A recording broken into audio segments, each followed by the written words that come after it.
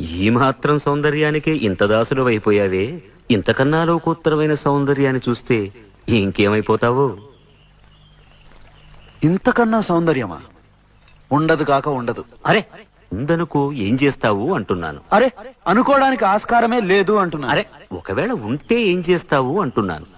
ఇంతకన్నా ఆనందప్రదమై, ఆద్యంత రహితమై, అనంతమై, నా హృదయమంతా నిండి నన్ను తనలో నింపుకునే సౌందర్యమై ఉంటే అరే ఉండదయ్యా స్వామి. అరే ఉంటే ఏం చేస్తావయ్యా? ఆ సౌందర్యానికే దాసోహం అంటాను. అయితేరా చూపిస్తాను. పద చూస్తాను.